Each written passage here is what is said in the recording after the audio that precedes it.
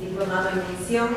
Hoy tenemos el honor de presentarles a ustedes al doctor Fernando Urbina Linares, quien es docente universitario, asesor parlamentario y exfuncionario público, quien esta noche nos va a hablar sobre el derecho y el acto administrativo.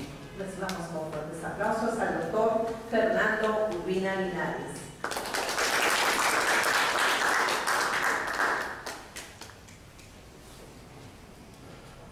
Buenas noches. Agradecer en principio la invitación siempre al doctor Jaime Guillén, en la institución.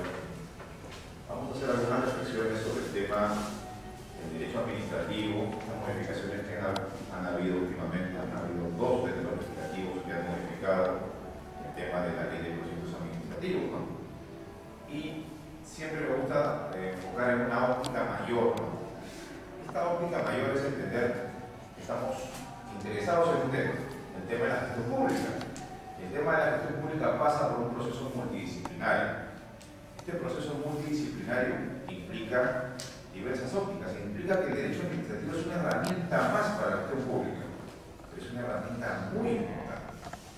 Tan importante que me atrevería a decir que debe ser de conocimiento obligatorio del sector público, y muchas veces no se conoce. Yo les cuento, por ejemplo, hace unos años veía un tema administrativo sobre un proceso de expropiación, y cuando me acercaba al Ministerio de Transportes me daba cuenta que estaban totalmente en el limbo jurídico. Estoy hablando hace unos 5 años, 6 años. O sea, ¿qué significa esto?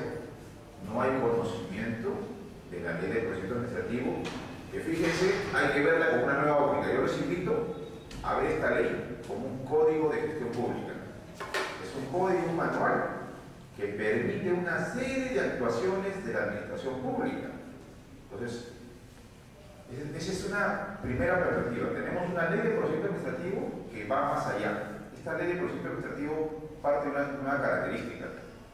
La 27444, por primera vez legisla en forma autónoma el acto administrativo y el procedimiento administrativo. Y como repito, sistematiza una serie de aspectos que todo funcionario público debería leer en forma obligatoria. Entonces, la ley 27444 tiene esa virtud.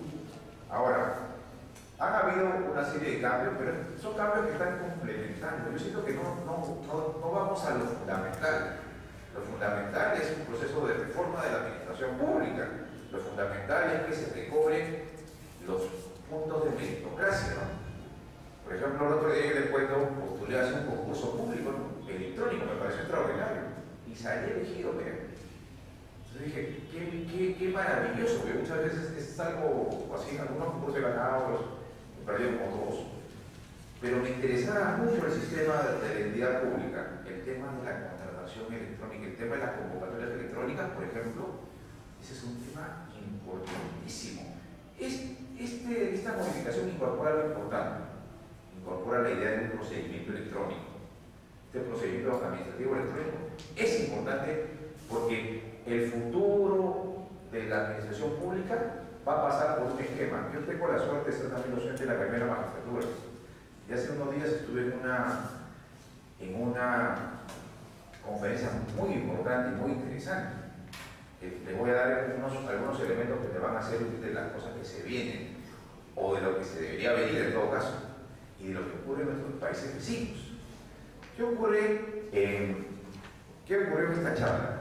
Se hablaba de un concepto, interoperabilidad, un concepto un poco largo, ¿no? Difícil. De ahí que había una doctora ya tiene una idea, interoperabilidad.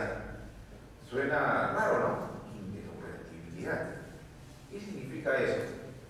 Significa la compatibilidad de un sistema de atención electrónica y de información compartida entre todas las entidades públicas. La administración pública no es una sola. Ustedes saben que hay una serie de pléyades e instituciones autónomas que cada una tiene su régimen, tiene sus normas, tiene su estructura, tiene su organización. La mayoría de esas, y esto es importante, he hablado que es importante la ley 27444, es muy importante. La segunda ley bien importante que debemos conocer es la ley orgánica del Poder Ejecutivo. La ley orgánica del Poder Ejecutivo para que esté en la administración pública también debe ser obligatoria. Y justo yo tuve mucha suerte porque he participado de muy joven participé en una escuela que se llamaba INAP. No sé si alguien recuerda qué cosa era el INAP. Había una doctora que se llamaba Guillermina Vinces. No sé si nadie recuerda, pero de los mayores.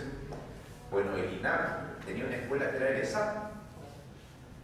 Y el INAP era el Instituto Nacional de Administración Pública. ¿Y saben dónde quedaba? Quedaba donde estaba la PCM, 28 de julio Miraflores. Y ahí daban cursos de temas de derecho administrativo y cursos de gestión pública. Entonces el INAP tuvo un surgimiento en el gobierno militar de Velasco. Y hay que decirlo claramente, nuestra administración pública en estas últimas 40 años ha tenido 3 momentos fundamentales, que hay que tenerlo bien claro también. El primer momento es la conformación de nuestra estructura política administrativa del Estado, de la administración pública, con los ministerios proyectados en el 70. Miren, ¿qué ocurre en el 70? Se introduce por primera vez una idea, sector y sistema. Y esa idea de sector y sistema está en este libro. Miren, este libro debe ser un libro obligatorio para los que quieran así llevar un tema ya de especialización de gestión pública, saber el origen, porque muchas veces les cuento, es pavoroso leer este libro, ver los conceptos y ver qué cosas están aplicando o cómo lo distorsionan. Entonces, ¿qué es lo que les quiero decir? Yo empecé diciendo que la gestión pública es multidisciplinaria. Y multidisciplinaria implica que la administración pública está inmersa, sumergida muchas veces en el fenómeno social y en el fenómeno del poder político. Ustedes saben que nuestra administración pública ha tenido graves problemas porque la administración pública ha perdido aspectos meritocráticos, no los tiene. Justamente yo creo que el presidente de la República daría un primer paso importante si se garantizaran los aspectos de meritocracia, o sea que el acceso sea por una evaluación donde se calificaran muchas cosas de forma electrónica, como hubo en este concurso. Este concurso tuvo esas características, lo hizo el COFOPRI. Por este tema de reconstrucción han hecho unas convocatorias rápidas de consultorías y de trabajo, y ha sido interesante estas convocatorias. Yo he quedado abajo, ya no me han convocado, no gané concurso, pero no me han convocado, pero por lo menos me alegró la idea de que haya una convocatoria transparente, es decir, uno se presenta, uno da su examen por vía electrónica, tienes los méritos que tú acredites, pero te lo ponen en puntos, y hay otros países que ya hacen eso. Entonces, la gestión pública, por un lado, tiene que usar las tecnologías de información, tenemos que actualizarnos, tenemos que siempre estar pendientes. Ya el Facebook, el correo electrónico, tienen ahora un concepto que no se ha desarrollado mucho, a pesar de que hay un área en la PCM encargada de hacer eso, que se llama gobierno electrónico. Y gobierno electrónico justamente es aplicar las tecnologías de la información, de las comunicaciones, al derecho administrativo. Miren esa compatibilidad. Ustedes saben que ya existen fedatarios informáticos. ¿Sabemos eso? Bueno, ya hay fedatarios informáticos. Yo mando un correo electrónico, ¿puedo hacer un contrato por correo electrónico? Sí, porque dentro del acuerdo de voluntades hay un documento de fecha cierta, hay un documento escrito, hay un consentimiento, y si el contenido es sobre una materia económica y está completo el objeto que estamos contratando, se perfecciona el contrato con un correo electrónico. Miren qué época nos está tocando vivir, de cambios muy importantes. Y yo les quiero, permítanme centrar el tema de los cambios, porque yo en realidad, si no les explicara estas pocas cosas que puedo avisorar, yo no creo que estaría completando mi tarea docente. Yo tuve la suerte de ir a Chile, a una pasantía. Yo, por si acaso, soy antichileno, toda la vida soy antichileno. Y no me da vergüenza decirlo, me da orgullo, por el contrario, porque he leído toda la historia del Perú, la historia de la guerra con Chile. Pero fui a Chile por un encargo académico de la universidad.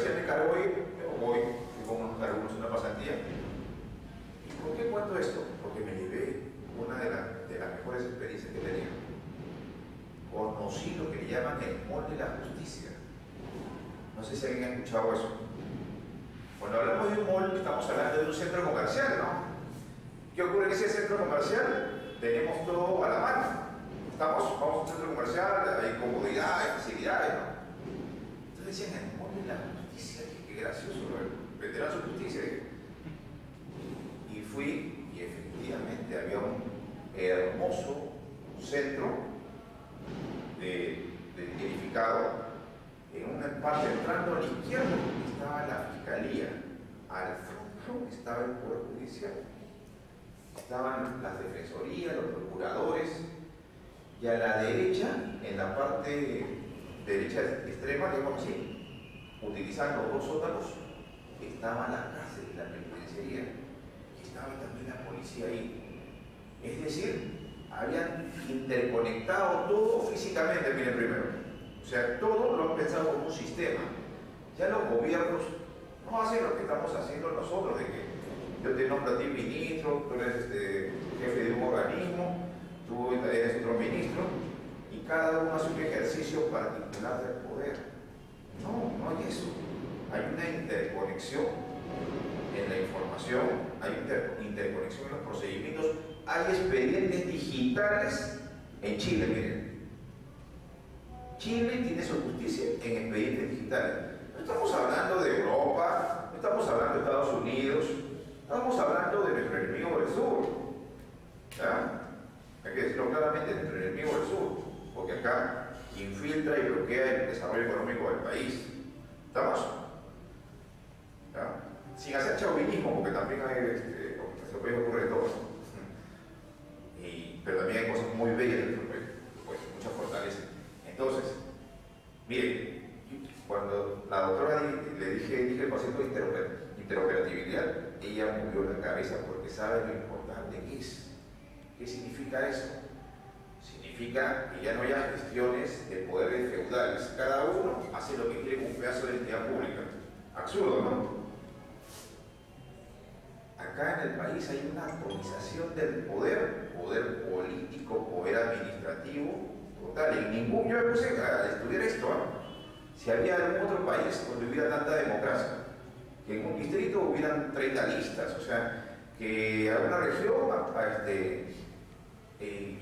haya tantos movimientos regionales. Yo en un momento me creí el cuento de los movimientos regionales. Hasta que hice una consultoría, me contrataron para ir a, yo también se escuchan, que muchas veces yo escucho y tengo buena relación con la prensa, ¿sabes? He sido asesor del Congreso, he sido director del Ministerio del Interior, he estado en el Ministerio de Agricultura. Siempre procuro hacer una regla de 3, les digo. Me paso 3 años en el Estado y después me aparto. Hago eso y creo que en realidad es bueno, porque el Estado tiene una cosa muy negativa de hacer rutinario. Y hacer rutinario no te hace pensar más cosas. En cambio, manejar diversas cosas. Miren, he trabajado en los públicos, domino el tema inmobiliario. He trabajado en el tema de RENA, del PET, domino el tema de titulación. Trabajé en el tema del Ministerio del Interior. Fui director del Ministerio del Interior, domino el tema de seguridad. Entonces, ¿qué es lo que le quiero decir? Está mal planificado el que nos encarpetemos en algunas competencias, en que encarpetemos a las personas en algunas áreas nomás. ¿Y qué ha ocurrido en el Perú? Cuando se lee este libro que se llama Política y Administración de José Ignacio Jiménez Nieto, que es un libro ya olvidado, acá se crea el concepto de la administración pública peruana, el sector y el sistema. El sector y el sistema significa que el sector es un ámbito de la realidad público-privado donde debe ser conducido por un ministerio. Un ministerio va a asumir la responsabilidad política gubernamental de un sector, público y privado. El ministro de Agricultura ya va a ser responsable del aparato administrativo del Ministerio de Agricultura, pero también de todo lo que ocurra en la política agraria en el sector privado, básicamente. ¿Estamos? Y el concepto de sistema es un concepto transversal que pasa a todos los sectores de defensa, agricultura, salud, que pasa a todos los sectores. ¿Con qué fin? Proporcionar insumos. Entonces, miren, el sistema administrativo está orientado básicamente hacia adentro, ¿no? la estructura de un ministerio, de una entidad pública, tiene una cabeza, un norte, un ministro, la alta dirección, secretario general, alta dirección, viceministro, alta dirección. Tiene un organigrama que define direcciones generales. Cada ministerio tiene sus direcciones generales. Y se supone, esto está basándonos en esto, en este concepto administrativo de ese momento, porque también, ojo, los conceptos administrativos se evolucionan, ojo, también eso hay que entenderlo. Si no, esto es para entender con qué lógica se inició este tema. Se supone que las direcciones generales producen servicios o insumos que proporcionan a la ciudadanía o a las empresas o a las instituciones. Entonces, miren, ahí cae el derecho administrativo. En los órganos de línea que dan un servicio hacia afuera de la entidad, ¿estamos? Ahí se produce el nacimiento del acto administrativo. Ahí es la importancia del acto administrativo como hecho de relación individual de la administración pública concreta con un ciudadano. Porque un acto administrativo no es un reglamento. Un acto administrativo es la resolución, la declaración de un caso concreto que nosotros le planteamos a la administración pública. ¿Estamos? Pregúntenme, por favor. Otra cosa, me gustan las preguntas, las interrupciones, con mayor gusto. Yo he sido docente varios años. Es parte de una de las dinámicas que uno ya va aprendiendo. No me voy a ofender si me preguntan y si no sé, lo diré. Al contrario, que me hagan pensar, ese es el ejercicio y la responsabilidad para todos. Como siendo una gestión colectiva del conocimiento. Yo, por ejemplo, quisiera preguntarles cuántos son funcionarios públicos o han estado en la administración pública para tener una idea. ¿Ahí tengo con funcionarios? Ya. ¿Algún otro para saber? Ya. Sí, ya saber. Ya. ¿Y cuántos son abogados o estudiantes de derecho? En la mano. Abogados. Ya. ¿De otra profesión? ¿Nadie de otra profesión? De sistemas. Economista. El fenómeno de la gestión pública va a necesitar mucho de la ingeniería de sistemas. Yo tuve la suerte de ver algunas cosas del tema del agua. Y el tema del agua, por ejemplo, implica un conocimiento de los recursos de una cuenca. Implica el dominio y el manejo de la disponibilidad del recurso hídrico y la distribución de ese recurso hídrico, del mantenimiento de esa infraestructura hídrica. ¿Y qué implica? El agua, en realidad, es uno de los elementos más importantes que debería gestionarse en el país. Yo me quedo asombrado que hasta ahora nadie lo gestione como debería gestionarse. Porque miren, se gestionan las cuencas, reforestamos, se acabó los problemas de Guayco. ¿Se acuerdan? Se respeta un ordenamiento territorial. Por ejemplo, yo estaba pensando que hay que ayudar, todos los peruanos debemos ayudar en este momento. Todos los peruanos tenemos esa obligación que tenemos un conocimiento en darlo. En darlo porque el conocimiento tiene una virtud, se reproduce y se valoriza. Yo, por ejemplo, participé muy activo en la ley de aguas. Tenemos una ley de aguas muy importante. Sin embargo, esa ley de aguas todavía como que no realiza muchos aspectos. Por ejemplo, cuando yo era asesor de Congreso en esa oportunidad, veía mucho el tema ambiental, que la mayoría ni conocía. Nuestra ley tiene un montón de principios ambientales. Entonces, ¿por qué digo esto? Por ejemplo, ustedes saben que hay un río y ese río tiene un canal, tiene un camino de vigilancia y tiene un área que se llama faja marginal. Esas son áreas intangibles, por donde ha pasado un río y desaparece. Ese es un cauce de dominio público, tampoco se debería invadir. Todo eso está en la ley de aguas. Y les cuento, el Ministerio de Agricultura ha hecho un gran trabajo a lo largo de los años, midiendo los ríos, viendo los cauces, viendo las áreas de influencia. Y todo lo tienen mapeado, todo lo tienen coordenado su tema. Entonces, ¿qué hace falta? Tiene que hacer falta algo muy simple. Que todo lo que tiene agricultura pase a registros públicos y se inscriba. Nada más. Si está en registro público, yo quiero titular una faja, ya no puedo, porque ahí aparece la información y ya va a estar registrada. Muy pocos han registrado eso. Entonces hay que buscar, nuestro país necesita el sentido común, nuestro país necesita ahorita el aporte de todos los peruanos. Y pensar disciplinariamente un problema de gestión pública es importante porque los abogados tenemos una gran responsabilidad.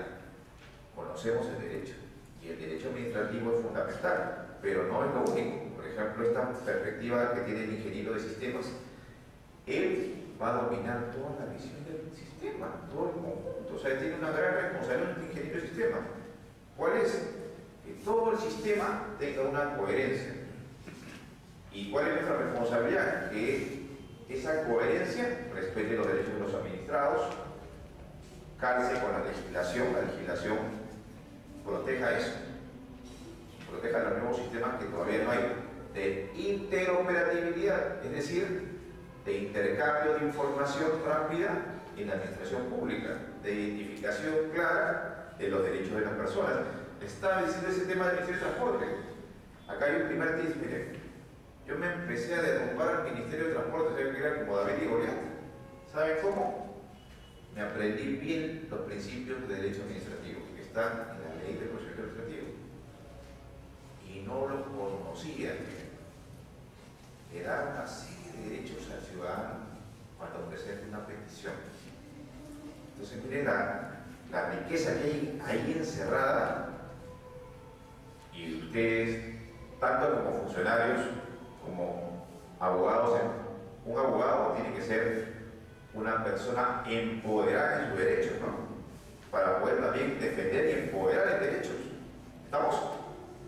Entonces, dominando, aprendiendo bien esos principios, ¿qué va a ocurrir? Podemos abrir puertas. No nos puede, yo como les digo, al final acabé de darles una charla al Ministerio de Transporte, como anécdota después, a los meses me contrataron, me invitaron, todo lo que eran, fue lo mejor. Es decir, siempre se pueden impulsar cambios. Y un cambio yo siento que está en esta norma, pero esta norma tiene algunos problemas también. Por ejemplo, la ley, este es el procedimiento administrativo general. ¿Por qué dice ese título? ¿Hay un procedimiento administrativo especial? ¿Quién me da una respuesta? ¿Hay? Un punto general que no gusta todo. Claro, exacto. Este es un procedimiento, una norma donde están los procedimientos administrativos generales. Esto viene a ser supletorio cuando una entidad ha aprobado procedimientos especiales específicos. ¿Por qué? Muchas veces va a ocurrir que hay entidades públicas que tienen mayor especialización, ¿no? La SUNAT, INDECOPI, registros públicos. ¿Qué ocurre con estos organismos? Estos organismos tienen una materia especializada. Entonces ellos aprueban sus procedimientos un poco adecuados. En el título preliminar, cuando se habla del procedimiento administrativo, cuando se habla de la administración pública, cuando se habla del ámbito de aplicación de esta ley, el primero es supletorio. Se aplica, dice, a las entidades. No sé si alguien se ha dado cuenta de ese tema. A las entidades, dice. ¿Por qué? Porque no solo se aplica a la entidad pública, se aplica a las entidades privadas que manejan concesiones o servicios públicos por privatización, o por concesión, o por delegación. ¿Qué implica esto? Que el procedimiento administrativo que tiene Telefónica para resolver un conflicto tiene que estar regulado bajo estos principios también. ¿Estamos? Pero ¿qué ocurre ahí? Se aplica un procedimiento especial que han aprobado el órgano regulador, los INTEL. Pero ya vamos entendiendo que el ámbito de aplicación del procedimiento va no solamente sobre la administración pública y el administrado, va sobre quien ejerza la función pública en vía de delegación, y puede ser una empresa privada. ¿Por qué? Porque ha ganado una concesión de un servicio público, y al ganar esa concesión del servicio público está ejerciendo una función pública, pero es una empresa privada. ¿Estamos? Uno de los cambios dice que ahora se aplica que esto, los derechos que están acá, debe ser lo mínimo que tenga todos los procedimientos especiales, lo que estás tú diciendo en forma certera. O sea, el procedimiento administrativo genera un poco, que empieza a tener un poco de importancia ahí, porque un elemento importante es los servicios públicos, y la mayoría están en manos de empresas privadas. Ahora, ¿cuál es el procedimiento trilateral? ¿A qué le llaman el procedimiento trilateral? Si un procedimiento administrativo mayormente es dos partes. ¿Por qué dicen trilateral? El Estado. El Estado. Los administrados. Los administrados, muy bien, por un lado. Por otro lado, podría estar la empresa privada, que es materia de un reclamo. ¿Estamos? Y por otro lado está el tribunal, la jurisdicción administrativa de un servicio público. Por ejemplo, el tribunal de los INER, el tribunal de los INTEL, el tribunal registral. Yo, por ejemplo, soy sido concurrente al tribunal registral. Entonces, claro, la mayoría de mis casos, porque ahí me peleo, pero ahí hay un nivel bueno de discusión, una de las pocas jurisdicciones donde uno siente que el derecho vale.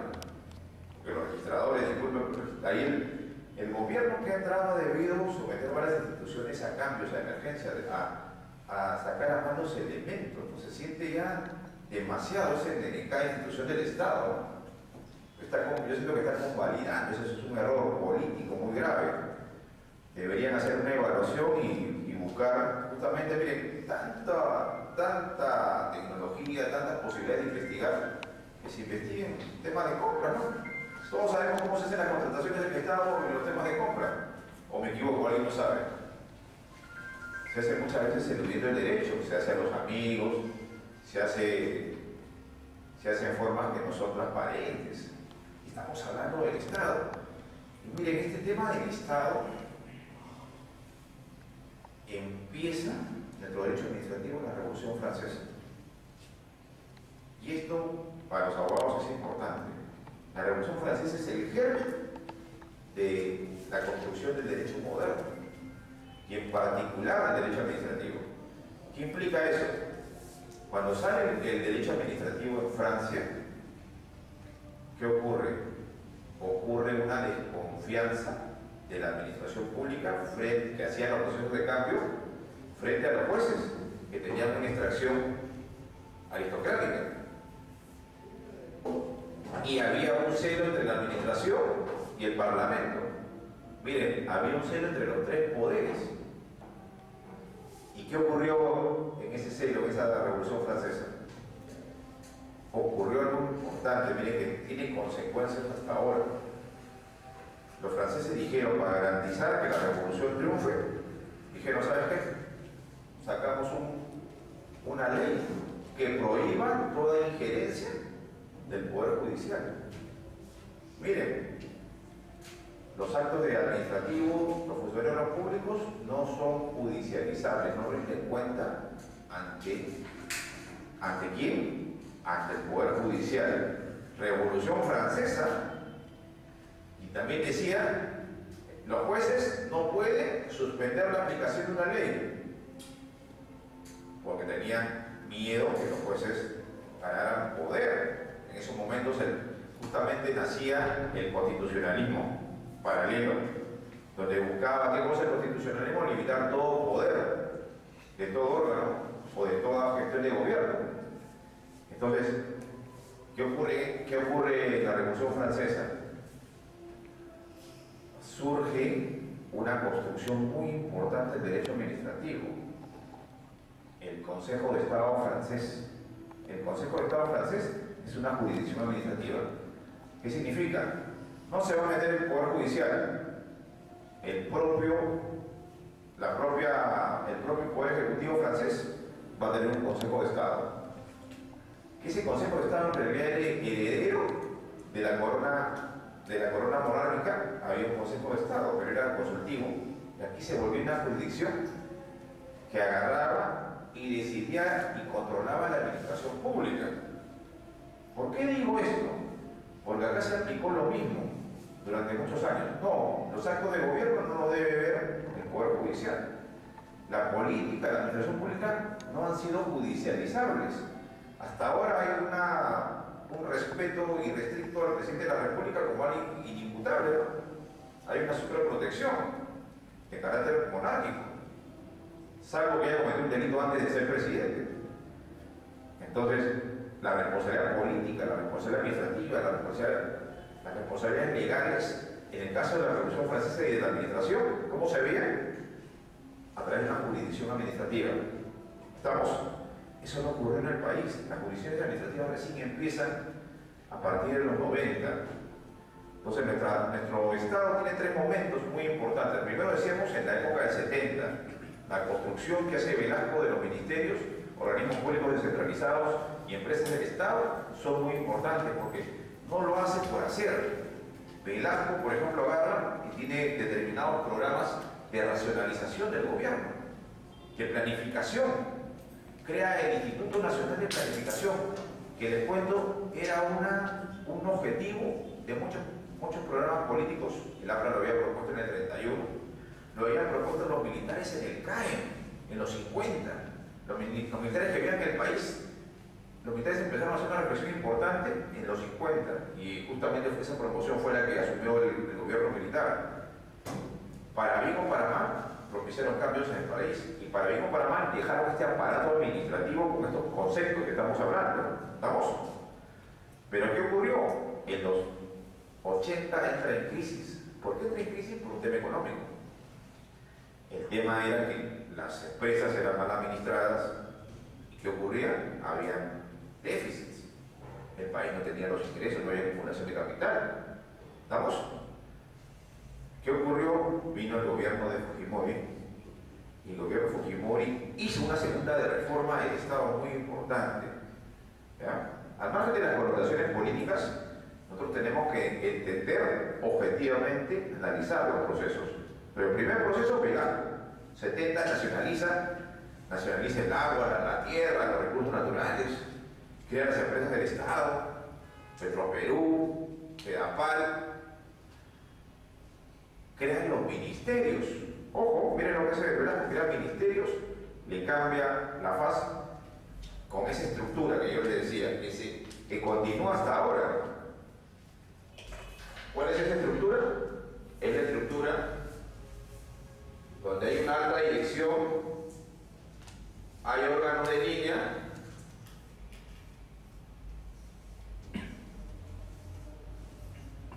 ¿y qué ocurre con los órganos de línea? Son los que dan el servicio.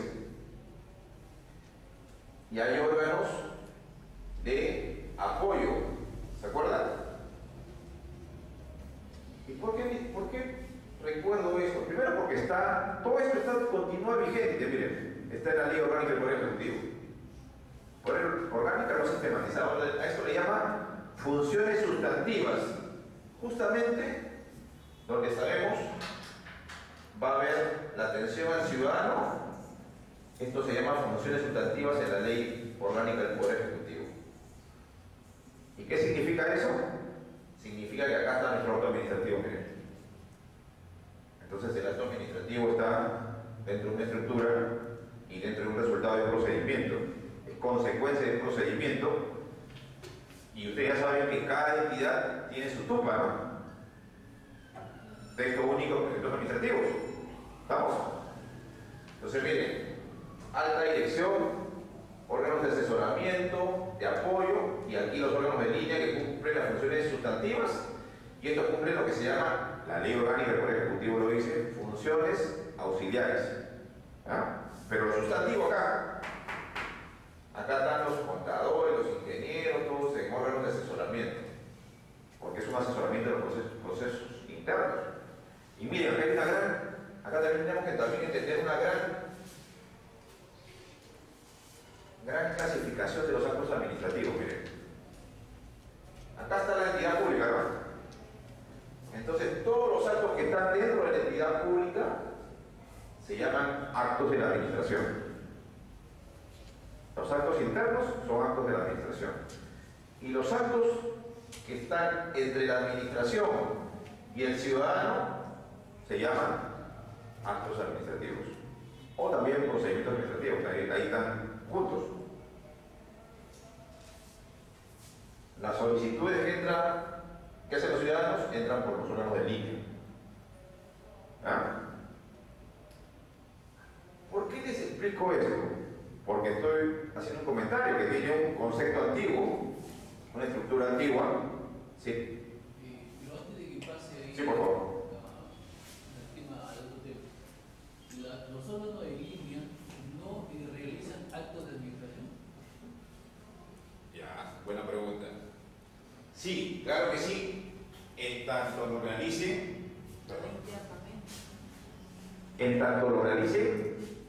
Hacia adentro. Por ejemplo, un órgano de línea hace una consulta al órgano contable o al órgano jurídico. ¿Se dan cuenta? Ahí se vuelve un acto de la administración. Pero con el órgano de línea atiende a un ciudadano, ahí estamos hablando de procedimientos administrativos ya preestablecidos, prearreglados, que también estufa, y estamos hablando de actos administrativos que son la culminación de una decisión, de una declaración, de una exteriorización de la voluntad de la administración pública, que es el concepto que tenemos en la ley. Sí, por favor. Pero esos órganos de línea se supone que hacia abajo también tienen otras divisiones, departamentos. ¿Sí? Internamente sí, pero lo que los órganos de línea, claro, van a tener su estructura interna, ¿verdad? Eso es cierto, muchas veces tienen una estructura que comparte, pero en lo sustantivo son los que dirigen, ¿qué cosa? La función sustantiva de la entidad pública para lo que ha sido creada esta entidad, ministerio, órgano de línea, ¿ya? O va a ser lo sustantivo hacia el ciudadano, le resuelve un caso, le toma una decisión, una declaración sobre un caso concreto. Ese es un acto administrativo, porque si aprobara una directiva está regulando, ¿qué cosa? Un conjunto de situaciones impersonales, es decir, está dando, esa directiva se vuelve un reglamento, eso ya es un acto administrativo. Entonces miren, estamos hablando del acto administrativo ubicado acá, en el servicio al ciudadano. Eso quiero que se... Está muy buena tu pregunta, pero un poco me ha permitido aclarar que si el órgano de línea se relaciona internamente, ese es un acto de la administración. ¿Estamos? Si lo hace hacia afuera, hacia el ciudadano, es un acto administrativo. Y si hace un acto hacia afuera de regulación de derechos, una norma jurídica impersonal, una directiva, eso es un reglamento, tampoco es un acto jurídico, porque el acto jurídico administrativo significa la decisión sobre un tema concreto, de un interés concreto de un ciudadano concreto. Si yo saco una norma o un acto que regula más de una situación impersonal, y es un reglamento. No sé si queda claro los primeros conceptos. Doctor, disculpe. Sí, por favor. Más que nada me refería al hecho de que esos órganos de línea también tienen divisiones hacia abajo. Y obviamente cuando internamente dan directivas o bueno... Son actos de la administración, ¿sí? Eso es lo que digo, o sea, hacia Sí. abajo también hay actos de administración, Sí. no solamente hacia arriba. Claro, sí eso es cierto. Dentro del órgano de línea podría haber una estructura. Eso es cierto, porque ¿qué ha ocurrido? Esta es la estructura, digamos, matriz de un ministerio o de un organismo público. Pero es cierto, acá puede haber, por diversas razones, puede haber desarrollos, pueden haber departamentos, divisiones, jefaturas, oficinas generales. O sea, ahora han creado, justamente ya han creado una serie de desórdenes. Porque al final, si yo creo la misma reproducción, estoy creando y le doy autonomía, y ahí estoy descentralizando, estoy creando una entidad. ¿Cuál es la diferencia entre descentralizar y desconcentrar? ¿Cuál es la diferencia? ¿Quién tiene alguna idea?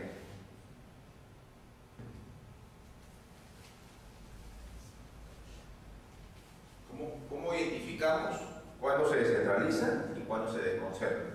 Miren, cuando se desconcentra es que de una autoridad superior se desconcentran funciones, por ejemplo los órganos de línea. El ministro le desconcentra al viceministro, al secretario general, a los directores generales. Lo desconcentra a las áreas de provincia, las direcciones de provincia. ¿Estamos? entonces estamos hablando de la desconcentración dentro de la entidad. Pero cuando se transfieren funciones y se crea una personería jurídica, ahí estamos, y hay un órgano autónomo que asume esa personería jurídica, obviamente, ahí estamos hablando de descentralizar, transferencia de funciones hacia un órgano autónomo. Porque si estoy transfiriendo hacia un órgano que depende todavía de mi estructura jerárquica, estamos hablando de concentración dentro de un sector.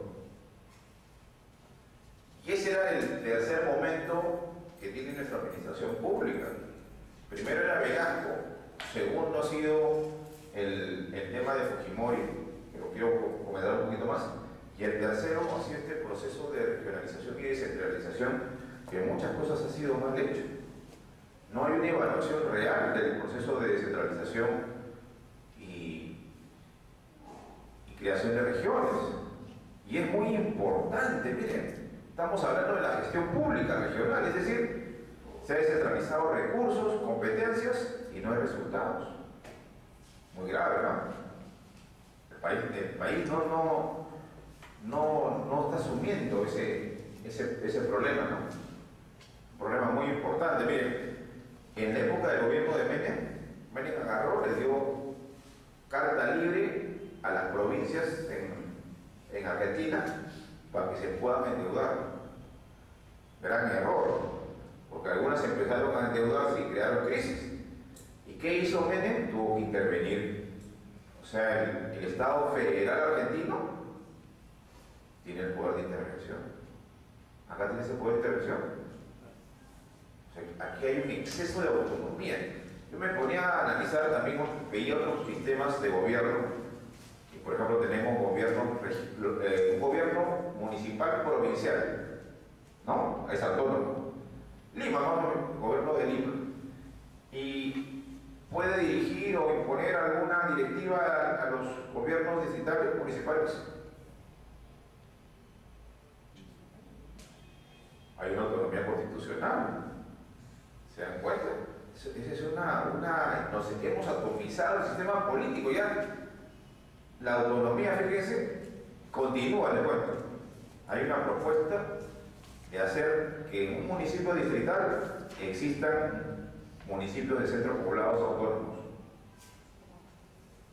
¿Cómo va a haber eso si tenemos pocos recursos? O sea, los pocos recursos significa que los pocos recursos le vas a repartir más chiquito. No, pues la idea justamente tú haces política, gestión pública, ¿para qué? Para priorizar. Cuando uno presupuesta y planifica, estás previendo. Y esa previsión tiene una legitimidad, el presupuesto participativo, que la gente decide cuál es obra más importante. ¿Se dan cuenta? O sea, hay una lógica de la planificación de la gestión pública. Pero esa lógica muchas veces se rompe cuando se quiere, falsamente, en mi opinión, hacer un proceso de atomización del presupuesto de la República. Y ahora es peor porque el Perú tiene un presupuesto con un alto déficit fiscal. Miren, ¿alguien sabe cuánto es el déficit fiscal? ¿Alguna idea? Un porcentaje. Es 3% del presupuesto de la República. Es bien alto. O sea, hay un problema que empieza, ¿por qué? Porque el presupuesto de la República implica los ingresos, ¿no?, de toda la nación, incluidos los préstamos que nos puedan hacer. Pero ¿qué ocurre? Nuestros ingresos y nuestros gastos han ido creciendo juntos. Las políticas sociales se han triplicado en una década. ¡Triplicado! Miren, ¿hay efectos sociales que evalúen las políticas sociales? Se ve esa triplicación de recursos, se ve en la gente, hay alguna satisfacción, alguna política que se siente exitosa. ¿Qué ha ocurrido? Muchas cosas han ocurrido. Hay un problema de burocratización, no siendo el principal, porque hay otros problemas muy graves que estamos viendo, de corrupción. Entonces, ¿cuál es la burocratización? Bien, lo vamos a aprender muy simple, ¿bien? Cuando yo leí este libro, que lo vuelvo a recomendar, Juan Ignacio Jiménez Nico, voy a ver si lo podemos escanear con el doctor Guillén, para que esté al acceso de todos, por la parte más importante por lo menos, que lo distribuya. está ahí, como repito, los fundamentos. Miren, hay un fundamento muy importante. Dice, miren, los órganos de línea no pueden ser, tiene que haber una relación entre los órganos de línea y los órganos de apoyo. ¿Saben cuál es la relación? Por cada funcionario que está en órgano de apoyo o de asesoría, tienen que haber como máximo 3 de línea. 3 funcionarios de línea. O sea, siempre debe haber una relación donde el personal, ¿dónde hay más personal? Para atender a la gente, para atender al ciudadano, para ver el servicio. ¿Estamos? Pero ¿qué ha ocurrido? Cuando uno hace un cómputo, ocurre muchas veces que más personal hay acá. Acá hay más personal que el personal de los órganos de línea. Entonces, el proceso de burocratización, y es mi opinión personal, lo podemos hacer en una simple ecuación. Sumamos cuántos hay trabajadores en el órgano de línea y cuántos están en la parte administrativa, asesoramiento y órganos de apoyo. Porque ese asesoramiento y órganos de apoyo pueden ser algunos para el ministro, pero básicamente son para los órganos de línea, para atender a los ciudadanos. ¿Y hay ese equilibrio de 3-1? No, la sorpresa es que está totalmente invertido, 3 arriba y 1 abajo. Por cada funcionario público que está acá en los órganos de línea, hay 3 arriba contratados de más. 2 contratados de más, porque debería haber 1. Estructura administrativa, principios administrativos, ¿eh? Ojo. Entonces tenemos un problema bien serio. El Estado, miren, es muy importante analizar la gestión pública, los resultados. Justamente el concepto de gestión es el concepto de que manejamos una gestión de nuestra empresa, de nuestra vida, de un ente público. Me gustaría por ejemplo ser presidente del gobierno regional de Ayacucho. Entonces, supongamos que algún día llego a ser presidente del gobierno regional de Ayacucho. ¿Qué significa eso? Mi gestión la van a medir por los indicadores y resultados que logre. ¿Cuánto tengo de presupuesto? ¿En cuánto encuentro la desnutrición crónica infantil? Supongamos que la encuentro en 20%. Entonces mi objetivo sería 0 o 5%. Entonces, en un objetivo de gobierno se mide por los indicadores. De repente los 20 lo bajamos 8 puntos. Una gestión medianamente positiva. De repente aumentó, sería un desastre, ¿no? Y en el Perú ha ocurrido eso. En nuestro país han habido gestiones como la de Cajamarca y de Puno, que los indicadores de Huancavelica, que los indicadores sociales han empeorado. No debería ser así. En muchos casos las cifras se manejan con temas estadísticos temporales. Por ejemplo, si yo hago un programa juntos, ¿qué significa? Que estoy dando un subsidio directo a la persona, ¿no? Pero eso es temporal, ¿se dan cuenta? Entonces, si se hace una estadística de que ha bajado la extrema pobreza, sí estaba ayudando, pero eso es temporal. ¿Solo podrán mantenerse sin el subsidio? Un poco difícil, ¿no? Entonces, retomando, miren, esto me permitió explicarles porque se dan cuenta, funciones sustantivas, órganos de línea, la relación de la administración pública es fundamental. Yo voy a ser gestor público, necesito leer mi ley. Esto está, ley orgánica del Poder Ejecutivo, ¿estamos?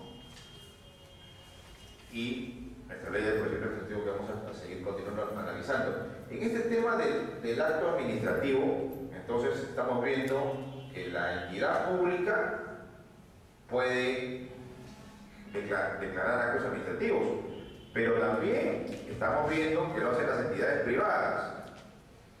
¿En qué caso lo hacen las entidades privadas, hemos dicho?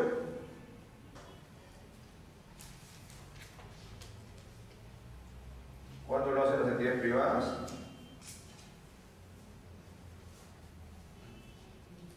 Cuando una empresa privada que ha asumido un servicio público vía privatización, ¿no?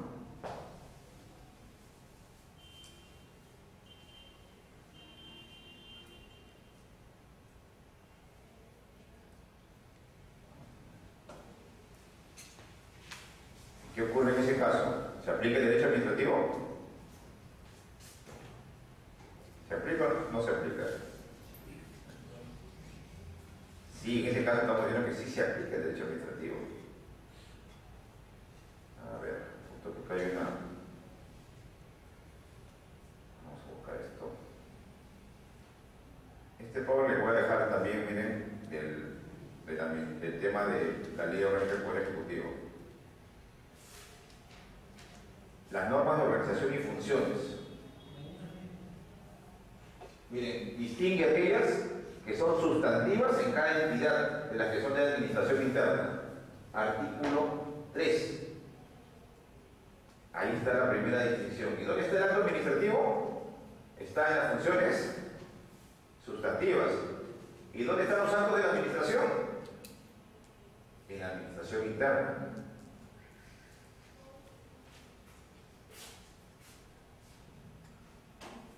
Y ahí, en estas normas, va a haber toda la relación de jerarquía, de autoridad, de subordinación, ¿no? De unidades especializadas de trabajo. Y los órganos de línea, dice también ese artículo, ejercen las funciones sustantivas. Y su estructura no incluye unidades de administración interna. Ojo, ahí hay una respuesta a lo que tú estás diciendo. En la práctica sí ocurre eso, ¿verdad? Pero mira, en la teoría está en la ley orgánica del Poder Ejecutivo vigente, que es la ley 27158 del 2008. Esta ley se dio como ocasión del Tratado de Libre Comercio, porque se obligó al Estado peruano que se ponga en orden, en una serie de aspectos se modernice. En esta ley figura en esta forma, ¿no? Administración interna, y no está incluida en las funciones sustantivas, están funciones que se llaman justamente funciones de administración interna, están separados. Y ahí están todos los sistemas, administración, recursos, tesorería, contabilidad, presupuesto, asesoría jurídica, gestión, están todos los sistemas ahí. ¿Alguna pregunta? Y dentro de las funciones también administrativas están las funciones de apoyo, ¿no? Se ejerce apoyo ¿de qué? De las funciones sustantivas.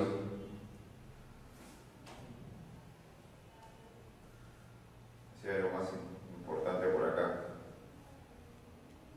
Bueno, lo de las políticas públicas, ¿no? Entonces, en general. Y ahí está desarrollado, reitero, la ley orgánica del Poder Ejecutivo, las políticas públicas. Miren, la administración pública va a agarrar, es el aparato orgánico del Estado. La administración pública. La administración pública va a organizar los servicios públicos, va a organizar las políticas públicas y va a organizar los procedimientos administrativos. Para eso necesita recursos públicos. Con los recursos públicos, ¿qué va a ocurrir? Va a buscar cubrir las necesidades públicas que señalen las políticas públicas. Entonces, ese es todo un esquema de la administración pública. Ustedes saben ahora qué significa servir. ¿Cuál es el rol de servir? ¿Tenemos una idea de lo que es servir? Optimizar la estatal. ¿Cómo? Optimizar. Optimizar la gestión pública. Miren, hay un órgano del Estado que está encargado de eso, pero no es servir. Es la Secretaría de Gestión Pública de la PCM. Hay una Secretaría de Gestión Pública donde ustedes entran a la página web y ahí están sintetizados todos los manuales de gestión pública, del MOF, del ROF, del PAP, del CAP, todos los instrumentos de gestión pública. Servir es el jefe del personal del Estado, es el servicio civil. La función, antes se decía la función del funcionario público, la función pública, el servidor público. Ahora se dice servicio civil. Es un término acuñado en órganos internacionales y que se usa a nivel internacional. Entonces se ha optado ya por utilizarlo en el país desde hace unos años. Entonces, cuando escuchemos servicio civil, ¿de qué estamos hablando? De la función pública, ¿no? De los servidores del Estado.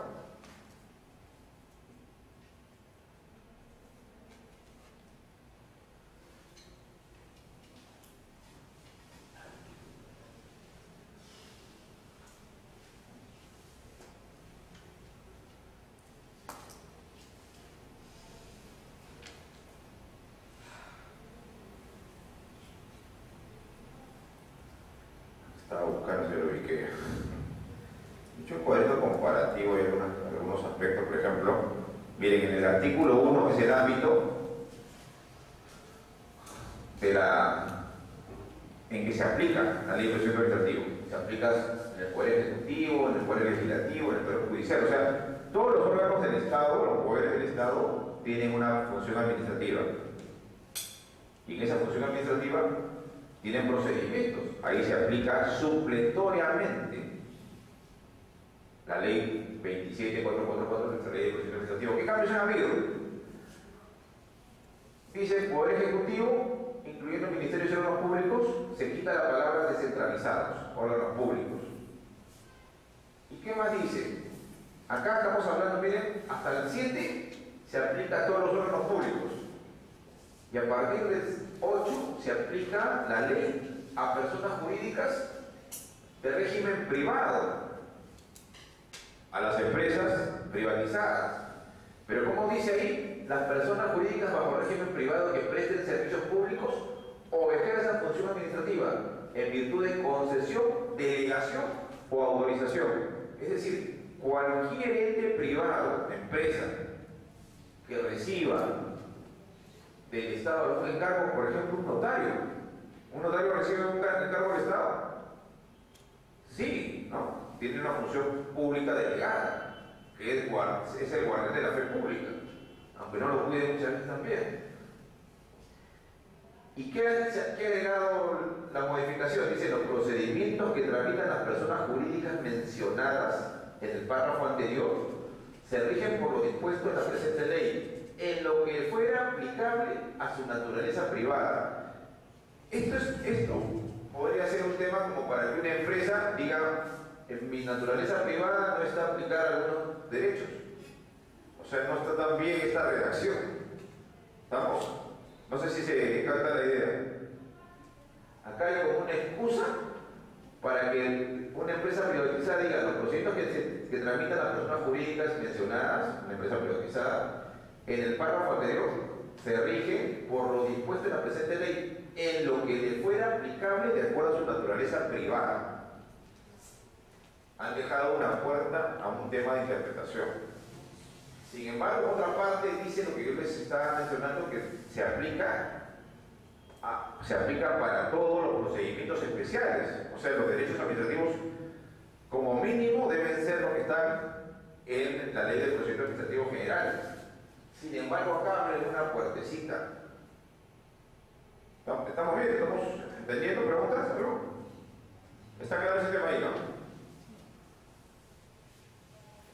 Contenido. La presente ley contiene normas comunes para las actuaciones de la función administrativa del Estado y regula todos los procedimientos administrativos desarrollados en las entidades, incluyendo los procedimientos especiales. Acá, ¿se dan cuenta? El procedimiento especial tiene que cumplir el procedimiento general. No es que el procedimiento del tribunal fiscal o el procedimiento del tribunal registral puedan limitar derechos de los administrados. No pueden hacerlo con esta nueva modificación.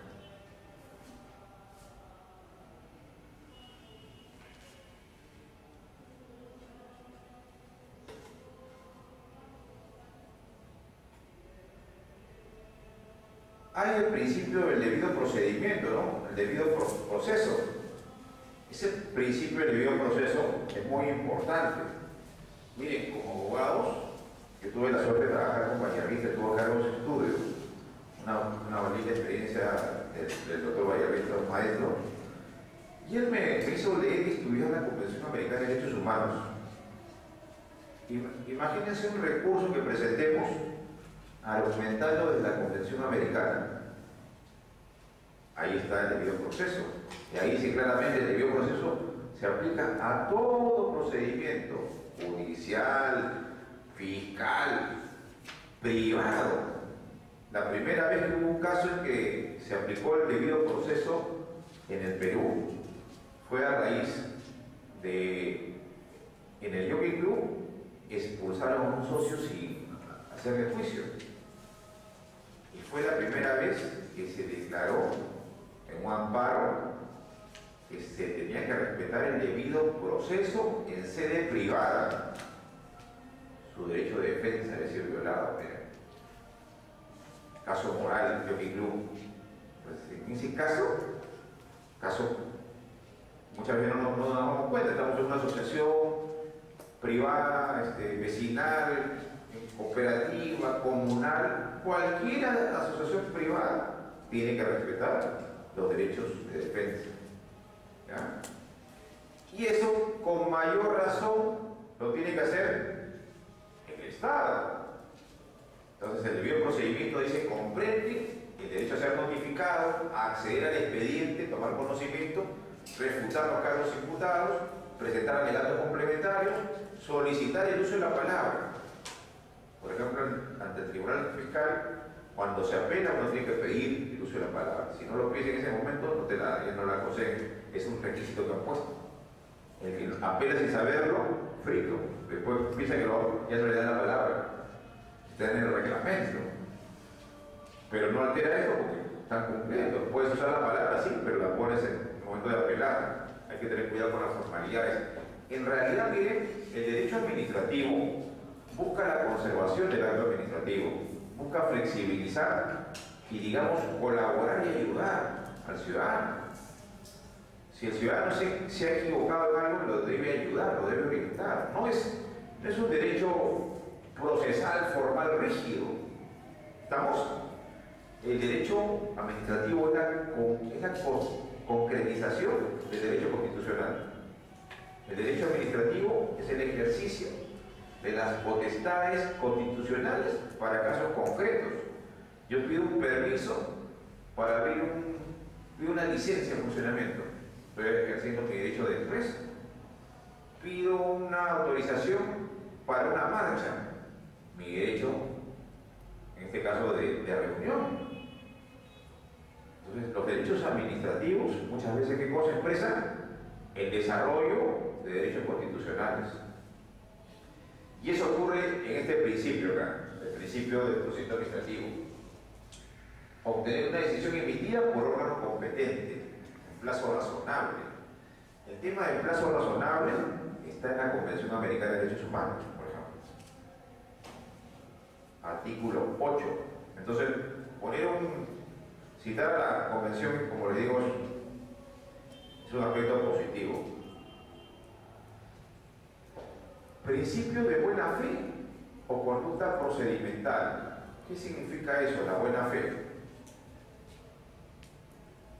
Significa que tiene que haber una actuación transparente de las partes sin mala intención. No pueden invocar algunos actos para pedir la nulidad de eso, por ejemplo. Es una prohibición a la autoridad de no actuar contra sus propios actos, salvo los supuestos de permisión de oficio.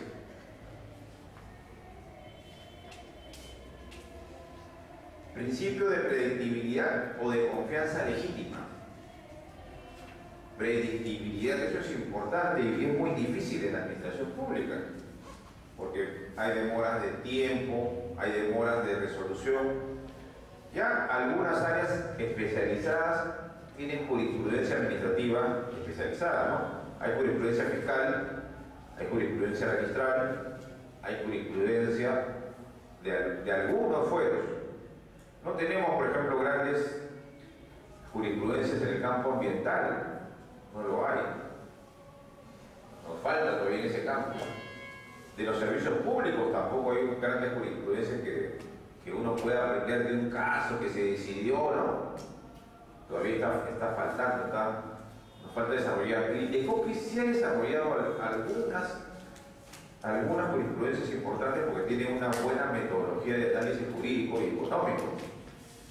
Por ejemplo, ellos tienen jurisprudencias vinculadas al tema inmobiliario. Entonces hay jurisprudencias administrativas, temas inmobiliarios.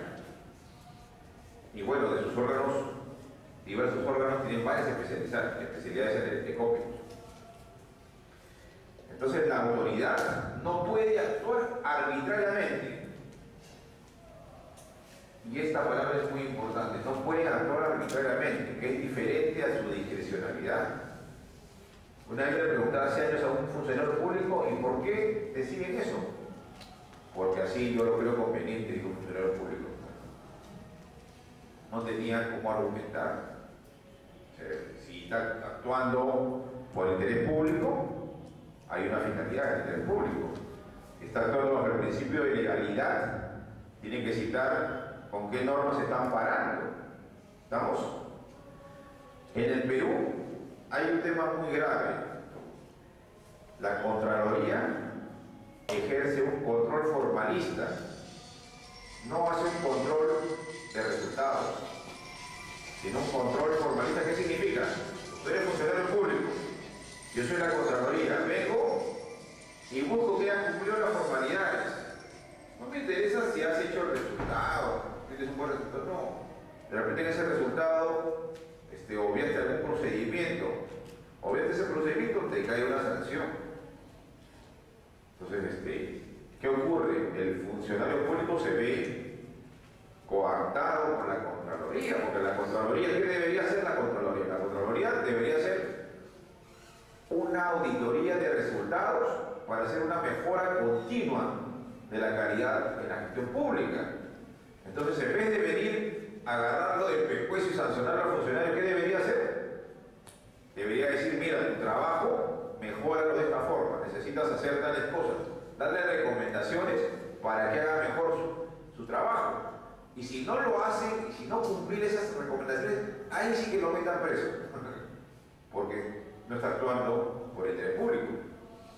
O sea, tenemos que cambiar la lógica institucional, miren, del tema de la Contraloría. La Contraloría, reitero, yo me acuerdo, yo era funcionario de gobierno, de un gobierno, fui director de un ministerio, y en el cambio se sentía una mala atmósfera, una mala leche. A mí me habían ofrecido que continuara en funciones, me habían dicho, me habían pedido, yo dije, normal, continúo. Pero cuando vino el órgano de control, vino con una mala leche increíble, así. ¿Por qué? Me dijeron, pero ¿por qué usted, si tiene derecho a una chequera, no ha firmado cheques? Yo tenía derecho a una chequera, me dieron una chequera cuando trabajaba muy joven, tenía 22, 3 años. Imagínense, yo me pongo a girar cheques, estaría preso, ¿no? Entonces yo dije, yo he delegado en el órgano administrativo el manejo de los cheques. Como director me dijeron que eso era una cuenta de defensa del consumidor. Trabajaba en el Ministerio del Interior, fui director de autoridad política del Ministerio del Interior. Al nuevo gobierno le hizo varias propuestas para el tema de rutas campesinas en ese momento, muy importante. Entonces, pero ¿cuál era la lógica? Ver qué cosa, por dónde me querían sancionar. O sea, ese era, ya habían, a todos tenían observaciones, y la anécdota fue que agarran y faltaba un diccionario. Me vieron así todo, de pies a cabeza, qué cosas hacía, con qué me movilizaba. Yo había tenido mucho cuidado, era soltero, joven, tenía un concepto muy alejado de la vida, ¿no? Como joven a veces hace cosas que no lo haría, ¿no? Porque yo entré a trabajar en el Ministerio del Interior, ¿por qué? Porque yo me di cuenta que el enemigo del Perú era Sendero Luminoso en ese momento, en los 80. O sea, yo la tenía bien claro desde la universidad. Teníamos de vecinos a Patria Roja, Sendero, en la universidad. Yo no era de San Marcos, porque me gusta ir mucho a San Marcos. Si me di cuenta el enemigo acá, pero no va a avanzar si no lo pensemos. Entonces, yo tenía esa idea, ¿no? Y por cierto, creo que no me equivoqué. Entonces, pero la Contraloría venía, faltaba un diccionario. Yo agarré, porque yo tenía así arranque, y dije, miren, ese diccionario yo se lo regalo, le compro uno cada uno en mi país, me fui. Pero en la mayoría de casos, eso ya era una actitud de desafío, ¿no? En la mayoría de casos, la Contraloría se sofoca la sin razón.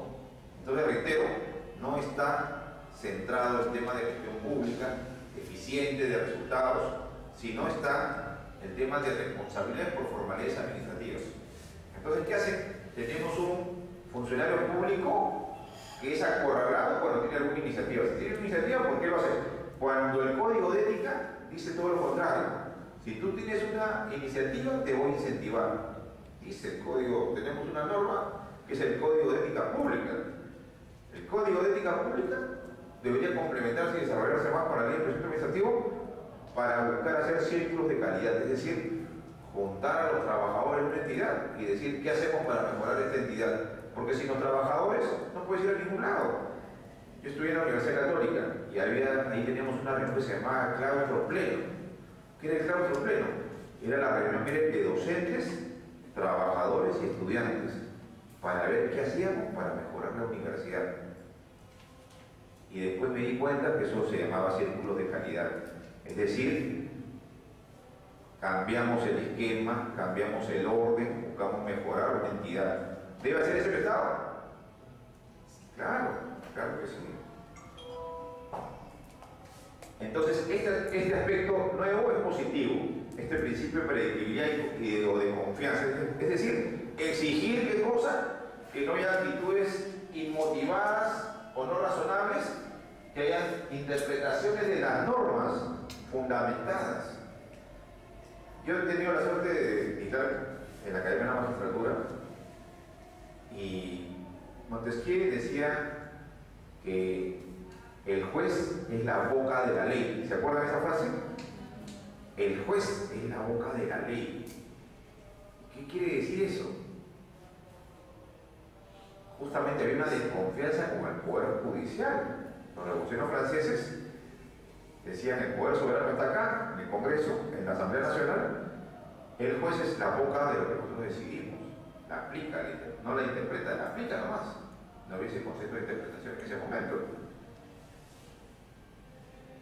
Entonces, la interpretación es un proceso que viene después, en particular con los tribunales constitucionales. Ese es un gran aporte que se siente en el Perú tremendamente, pero todavía no se desarrolla. Bien, quien mejor haya desarrollado propuestas de fallos, de sentencias, es el Tribunal Constitucional, porque ha hecho fallos vinculantes e interpretativos de la realidad peruana, de la realidad jurídica. Entonces, ¿qué implica? Eso puede implicar, bien, para nosotros que hemos estudiado Derecho, puede implicar que es fácil, porque nos hemos dedicado a leer solo la ley. Pero ahora, ¿qué cosa vale la interpretación que hace de la Constitución el Tribunal Constitucional? Eso implicaría, doctor Jaime, implicaría hasta de repente un curso en algún momento de agarrar los precedentes vinculantes con que se interprete el Estado peruano, con que se interpreta una serie de actividades vinculadas a la gestión pública. Porque eso, ¿qué implica? Eso ya es obligatorio. No, que yo soy funcionario público y tengo mis conceptos. No, disculpa. Acá en el Perú, el concepto está definido por lo que ha interpretado el Tribunal Constitucional. O sea, ha definido conceptos, ha interpretado conceptos, ha desarrollado conceptos. Eso es muy importante, ha obligado a otros órganos del Estado a hacerlo. Por ejemplo, estos plenos casatorios, ¿no? Los plenos casatorios empiezan a hacer un trabajo que han debido hacer hace décadas. Un desorden judicial, una sentencia dice A y otro juez dice no A. Eso estaba en nuestro derecho, totalmente arbitrario. Empiezan a ver los plenos casatorios para poner un poco de orden, ¿no? Interpretativo. Entonces, el TC es la boca de la ley, yo les decía a los jueces. ¿Qué piensan ustedes? El TC es la boca de la Constitución. Sin embargo, el juez es un creador de derecho. O sea, el juez puede ir más allá de lo que ha interpretado el TC. ¿Estamos? El poder que tiene un juez es tremendo, pero no lo aplica, no lo desarrolla, es de creación del derecho en un vacío legal. Y ese vacío legal se puede volver precedente. Entonces, son facultades que tienen los jueces de interpretar la Constitución directamente. Un juez lo puede interpretar, claro, no lo va a interpretar contrariando al TC. Ahí no puede hacer eso. ¿Ah? Entonces, miren, esos conceptos de aplicación, de interpretación, empiezan a ser exigidos al funcionario público. Cuando le dice, la autoridad no puede actuar arbitrariamente y no puede variar irrazonable e inmotivadamente la interpretación de las normas aplicables. Está diciendo, respeta la interpretación que han hecho los órganos competentes, y si no haces ese respeto, fundamenta, motiva en forma jurídica.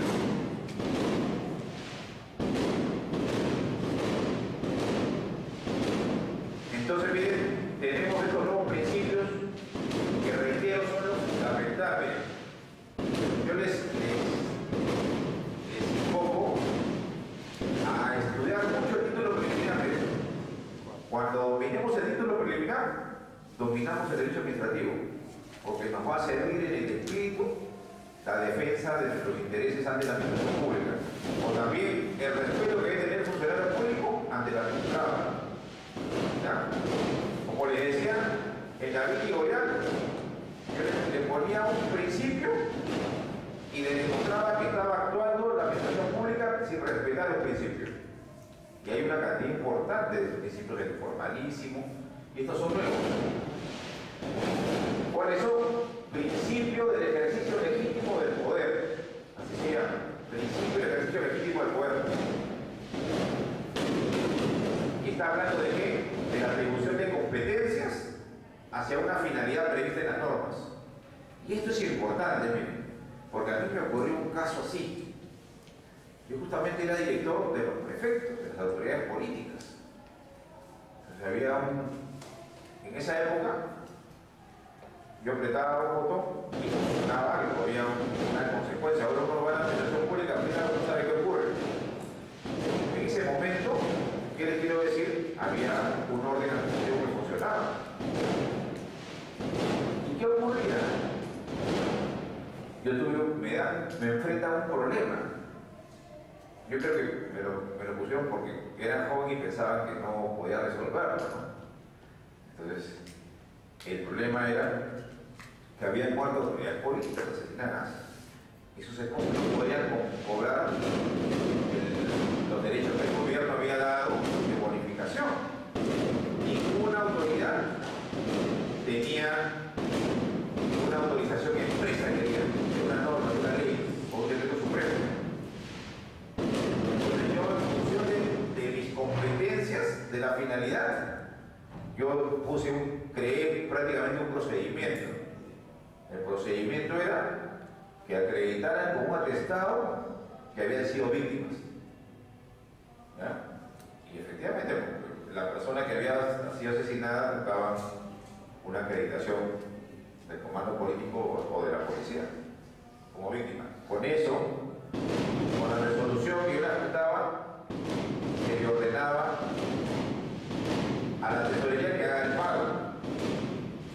Entonces, ¿qué es lo que estaba haciendo? Yo estaba actuando fuera de mi competencia porque nadie me había dado esa competencia. Entonces, ¿se entiende lo que estoy explicando? El funcionario público actúa por el principio de legalidad. Te autoricé. Pero muchos están esperando la autorización expresa. Pero acá no. Acá hay un tema importante que nuestro derecho no lo ha asimilado. Es un elemento del derecho europeo.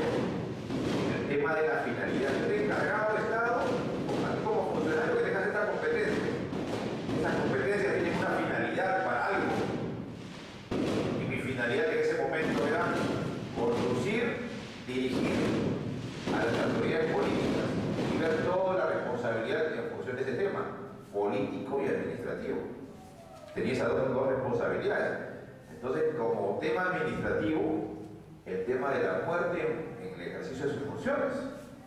¿Se dan cuenta? Asesinados un montón de personas, venían a cobrar el beneficio que había dado el gobierno, nadie se atrevía a hacerlo. Es una cosa increíble, ¿no? Entonces yo en ese momento, precursoramente, porque a mí me había gustado un poco leer el derecho español de Foucault, está un poco aquí ese espíritu, principio del ejercicio legítimo del poder. Yo estoy haciendo un ejercicio legítimo del poder, de las competencias que me da el Estado. ¿Para qué? No para beneficiarme, sino para solucionar un problema en función de la finalidad. He extendido mi principio de legalidad. No tenía una autorización expresa, me he ido más allá. ¿Por qué? Por la finalidad. Y eso está correcto. Ese sí es un acierto. ¿Ya?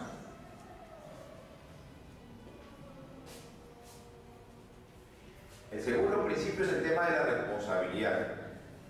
En el derecho anglosajón, este es un principio muy importante y también lo encontré en el derecho francés, en la Constitución de Francia de 1791. ¿Qué significa eso? que un funcionario público tiene responsabilidades temporales. Y si falta esa responsabilidad temporal, tiene que haber una obligación de sanción. O sea, no puede haber impunidad, no debe haber impunidad contra un funcionario público. En ese artículo está el tema de la imprescriptibilidad de los delitos de fusión. No sé si lo tengo por acá, vamos a verlo. Ya tengo un power pequeñito. Vamos a ir acá.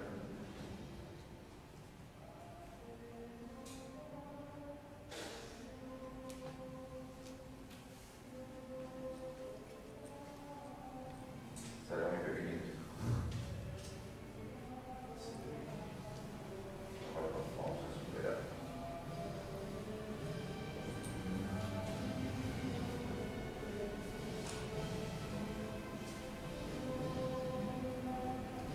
Vamos a seguir con nuestro principio. Entonces, estos nuevos principios de responsabilidad, ¿qué significa? Que hay una responsabilidad por el ejercicio de una función pública, por los daños y ocasiones. Entonces, cuando yo tengo una empresa y supongamos que un empleado que mantiene un carro de la empresa choca, el choque tiene responsable, el que ha manejado, ¿no? Pero también yo puedo ser comprendido en la empresa como un tercero civil, hay una responsabilidad vicaria. No sé si se acuerdan de la responsabilidad vicaria. Es una responsabilidad compartida de un empleador y su trabajador. Eso es una responsabilidad vicaria. En este caso, el funcionario público responde por los daños ocasionados. Miren lo que está diciendo. Por el principio de responsabilidad, la autoridad responde por los daños ocasionados contra los administrados como consecuencia de su mal funcionamiento. Entonces, ¿qué ocurre? Acá tienen que cuidarse los funcionarios públicos, pero obviamente tiene que haber un elemento acá de responsabilidad que puede ser el dolo o puede ser la culpa. Entonces, el tema de la culpa pasa a ser un elemento nuevo en el tema de responsabilidad y eso es positivo en tu opinión. Claro, no en tanto sea utilizado como Contraloría, que la Contraloría, reitero, no está cumpliendo el rol que debería ser de audición, de auditoría de gestión. Yo, por ejemplo, estaba secretario académico de una universidad, de la UINER. ¿Y qué hacía la UINER? La UINER se adelantó, si era una universidad relativamente pequeña, contrataba un servicio de auditoría internacional. ¿Para qué? Para pasar los temas de auditoría de calidad. Entonces, a mí me ha servido mucho para darme cuenta de que esos conceptos se tienen que aplicar en todo tipo de entidad y sobre todo en las entidades públicas. Y cuando he visto, me he dado cuenta que sí, algunas entidades públicas lo aplican, lo intentan de mejorar. Entonces, las auditorías de calidad deberían ser obligatorias, ¿no? Entonces, ¿qué ocurre? Hay un principio de responsabilidad. ¿Por qué? Porque has ocasionado un daño, por tanto, debes indemnizar. Un nuevo principio de acceso permanente. ¿Qué significa? Ahí estamos hablando de la interconexión, de la interoperatividad, que está ahí escondido. Porque dice, la información debe estar al alcance del ciudadano, de los administrados, para que siempre conozcan el estado de su procedimiento y acceder y obtener copias de los actuados. Entonces estamos hablando del procedimiento administrativo electrónico, estamos hablando del gobierno electrónico, estamos hablando de información digitalizada. Por ejemplo, acceder a registros públicos, uno paga un derecho y accedes a las partidas centrales directamente, ¿no? Uno entra a ver su título al Poder Judicial, ¿no? Uno ya puede ir viendo algunos aspectos que están digitalizados del expediente judicial. Entonces, la idea es eso, que esto se profundice, se desarrolle. Doctor, Sí. por ejemplo, en ese caso, a veces los jueces dicen, ¿no? En su caso, pregunta a tu abogado.